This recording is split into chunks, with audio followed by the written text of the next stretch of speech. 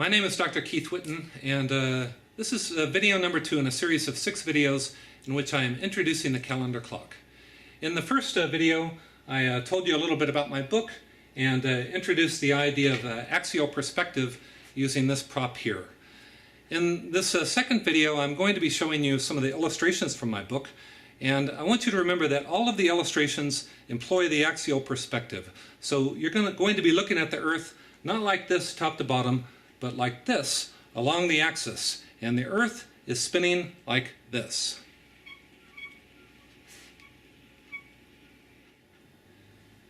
Okay, these are some of the illustrations from my book. Let's take a closer look, starting with this one here. All right, now this is the inner globe mechanism here. This is the Earth, and you're looking at the Earth from the axial perspective. So the axis of Earth is projecting here from the center. This is the outer ring mechanism here. And this second illustration here, this is what I refer to as a 2.5 dimensional calendar clock. And 2.5 because this is the ecliptic here, which is actually a 3-dimensional structure, which it gets across in 2 dimensions. And this is a 3-dimensional calendar clock. This is the most important illustration in my book, and you're going to be seeing a lot more of this illustration as we progress. This shows what I refer to as fully analog space-time. And this is another 2-dimensional calendar clock. This is on the cover of the book. You've already seen a bit of this. This is a 2-dimensional calendar clock with a digital electronic interface. And this last illustration here is actually not in my book. I put this together to help get across some basic astronomical terms and principles which will help you better understand how to read and understand the date on a calendar clock. So let's take a closer look at that illustration.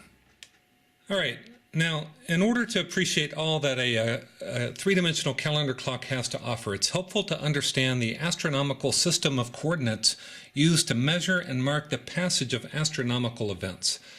So ordinarily we think of the Earth like this. You've got the North Pole here, South Pole here, so it's top to bottom, right? And it's spinning here at the center relative to a fixed background of the stars. And this fixed background of the stars is referred to in astronomical terms as the celestial sphere. So this is the Earth's equator around the middle here, and if you project that equatorial plane out onto the background of the stars out to infinity, it forms a structure known as the celestial equator, this big looping structure here.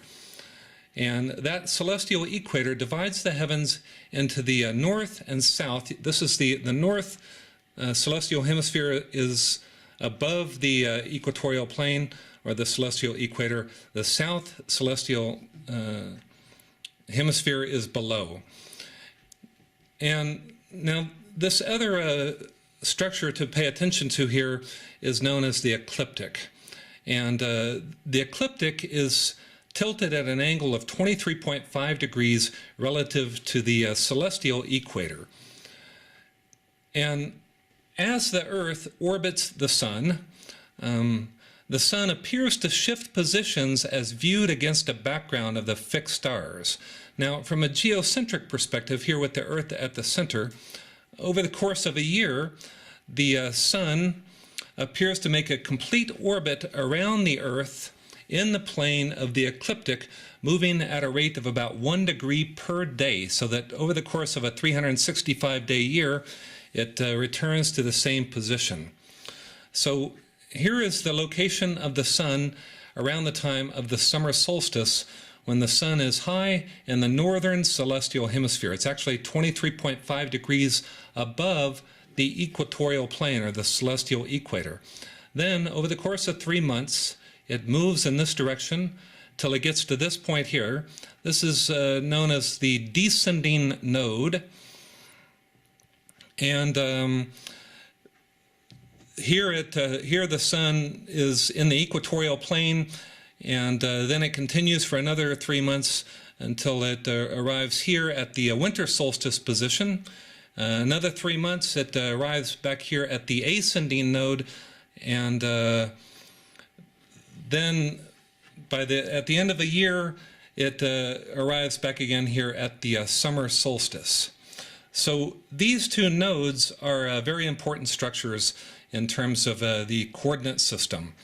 This is the ascending node when the sun ascends from the southern celestial hemisphere into the northern celestial hemisphere. And this line right here is known as the celestial prime meridian.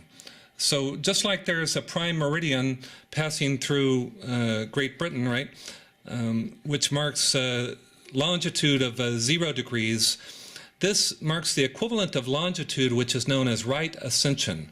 So a star located here is at 0 degrees right ascension. Here's 30 degrees right ascension, 60. Over here at the descending node is 180 degrees right ascension.